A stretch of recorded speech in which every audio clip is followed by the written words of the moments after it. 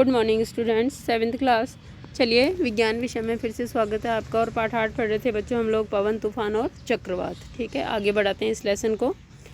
तो तड़ित झंझा और चक्रवात। देखिए, तड़ित झंझा और चक्रवात जो है वो क्या है। तड़ित झंझा भारत जैसे गर्म, आर्द्र और उष्णकटिबंधीय क्षेत्रों में अक्सर विकसित होते रहते हैं, क्योंकि भारत की जलवायु जो है वर्ष भर लगभग गर्म रहती है, आर्द्र यानी ह्यूमिड रहती है। ठीक है, तो देखेंगे ताप में वृद्धि होने के कारण ऊपर की ओर उठती है। ठीक है, क्या उठती है? वायु। ताप में वृद्धि होने के कारण वायु जो ऊपर की ओर उठती हुई पवन प्रबल हो जाती है। पवन वायु में पहले से विद्यमान जल बूंदों को अपने साथ ऊपर की ओर ले जाती है, यानी वायु के अंदर जो जलवाष्प होती है वो भी गर्म होकर के और ऊपर उठ जाती है हवा के साथ में। जहाँ तापमान कम होने के कारण वे जम जाती है और ऊपर जाकर क्या हो जाती है? जम जाती है, क्योंकि वहाँ टेम्परेचर कम है बहुत ज़्यादा, और पुनः नीचे की ओर गिरने लगती है। गिरती हुई जल की बूंदें और तीव्र वेग से ऊपर उठती हुई वायु की परस्पर क्रिया से बिजली कौनती है। देखो, वायु जो है वो गर्म होकर ऊपर जाती है, ऊपर जाके ठंडी हुई, वापस संघनित होकर के जलवाष्प जो है जल बूंदों में बदल गई। जल बूंदों में बदली तो नीचे गिरी। अब एक चीज़ ऊपर से नीचे आ रही है और दूसरी चीज़ जो है वो नीचे से ऊपर जा रही है, तो दोनों के बीच जो घर्षण होता है उस घर्षण से बिजली यानी तड़ित कौनती है। बिजली चमकते हुए देखा ना आपने, जिससे ध्वनि उत्पन्न होती है। इसी घटना को हम लोग तड़ित या झंझावत कहते हैं। तो यहाँ से एक प्रश्न आपका ये बनता है कि तड़ित और झंझावत किसे कहते हैं। चलिए देखते हैं। यदि झंझा के साथ तड़ित यानी बिजली, झंझा के साथ में तड़ित, बारिश के साथ में यदि बिजली कौंधे, बिजली भी गिरे तो उसे तड़ित झंझावत कहते हैं। ठीक है, इसमें हमें निम्नलिखित सावधानियां बरतनी चाहिए। देखिए, तड़ित या झंझावत के समय हमें क्या सावधानी बरतनी चाहिए, प्रश्न आपको कई बार पूछा जाता है और आपको यहाँ से करना है। किसी ऐसे वृक्ष के नीचे आश्रय न लें जो अलग थलग हो। यदि आप वन में हैं तो किसी छोटे वृक्ष के नीचे आश्रय लें, क्योंकि जितनी लंबी चीज़ होगी ऊंची, वहाँ बिजली गिरने का ज़्यादा खतरा रहता है। खुली ज़मीन पर न लेटें, खुली ज़मीन के ऊपर आपको नहीं लेटना है।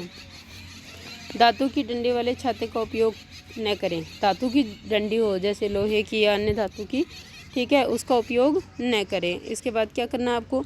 खिड़की के निकट न बैठें। ठीक है, खुले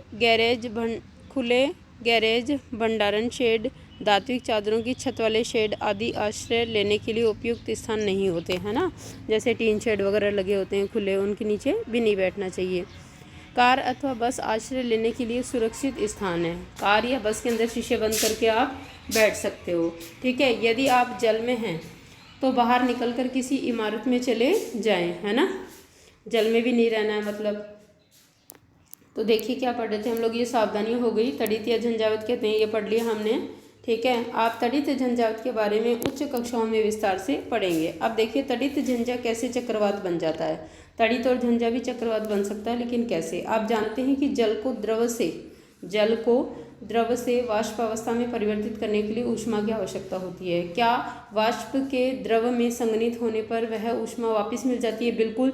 देखो, जब हम गर्मी बहुत पड़ती है तो जल जो है वो वाष्प बनकर उड़ता है और ऊष्मा को अवशोषित कर लेता है। ठीक है, इसी ऊष्मा से वो वाष्प के रूप में रहता है और जब ऊपर जाता है तो वहाँ तापमान कम होने से पुनः वो संघनित होकर जल बनता है। जब जल बनता है तो वो ऊष्मा छोड़ देता है। इसीलिए पहली बार जब बारिश होती है तो देखो कितनी हुमस हो जाती है, गर्मी लगती है, क्योंकि जब जल बूंदें गिरती है तो उन्होंने जो वाष्प बनने के लिए ऊष्मा ली थी वो रिलीज़ कर देती हैं, छोड़ देती हैं। वही गर्मी एटमॉस्फेयर में घूमती है, जिसकी वजह से गर्मी लगती है हमें जब बारिश होती है। तो क्या वाष्प के द्रव्य में संघनित होने पर वह ऊष्मा वापस मिल जाती है? इसके समर्थन में क्या आप कोई अनुभव बता सकते हैं? बादल के बनने से पहले जल वायुमंडल से ऊष्मा लेकर वाष्प में परिवर्तित हो जाती है। ठीक है, यहाँ से है ये कि कोई भी तड़ित या झंझावत जो है वो कैसे चक्रवात बनती है, यहाँ से कर सकते हो आप। बादल के बनने से पहले जल वायुमंडल से ऊष्मा लेकर वाष्प में परिवर्तित हो जाता है। जब जलवाष्प वर्षा की बूंदों के रूप में पुनः द्रव रूप में परिवर्तित होती है तो यह ऊष्मा वायुमंडल में निर्मुक्त हो जाती है, यानी वापस छूट जाती है। निर्मुक्त होने वाली ऊष्मा से आसपास की वायु गर्म हो जाती है। इस प्रकार गर्म वायु ऊपर की ओर उठती है, जिससे वायु दाब कम हो जाता है। फलस्वरूप क्या होता है? फलस्वरूप तड़ित झंझा के केंद्र की ओर उच्च वेग की अधिक वायु गति करने लगती है। समझ गए आप? इस प्रकार गर्म वायु जब ऊपर उठ जाएगी तो वहाँ क्या है, वायुदाब कम हो जाएगा, और वायुदाब कम होगा तो तड़ित झंझा के जो केंद्र है जहाँ से बनता है कि और उच्च वेग की अधिक वायु जो है वो दूसरी साइड से गति करने लगती है। इस चक्र की पुनरावृत्ति अनेक बार होती रहती है। घटनाओं की इस श्रृंखला का अंत बहुत ही निम्न दाब के एक ऐसे तंत्र के निर्माण के साथ होता है जिसके चारों ओर उच्च वेग की वायु की अनेक परतें कुंडली के रूप में यानी गोल गोल घूमती है। मौसम की इस स्थिति को हम चक्रवात कहते हैं। तो यहाँ से देखा आपने कि किस तरह से जो एक चक्रवात का सेंटर होता है, केंद्र होता है, वहाँ बिल्कुल कम वायुदाब होता है। कम वायुदाब होने के कारण तेज वेग वाली वायु जो है वो चारों दिशाओं से वहाँ जाना चाहती है और इस चक्कर में गोल गोल चक्कर काटती हैं उसके, यही चक्रवात है। यहाँ से आप चक्रवात की परिभाषा कर सकते हो।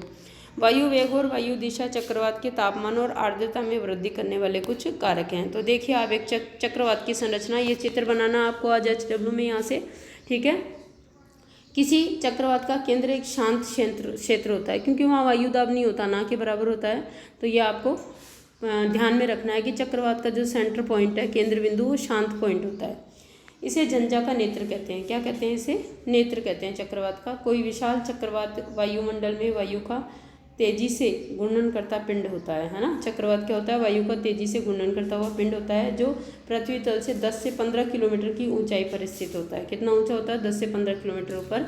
चक्रवात के नेत्र का व्यास 10 से 30 किलोमीटर, यानी जो सेंटर पॉइंट है वो 10 से 30 किलोमीटर चौड़ा होता है।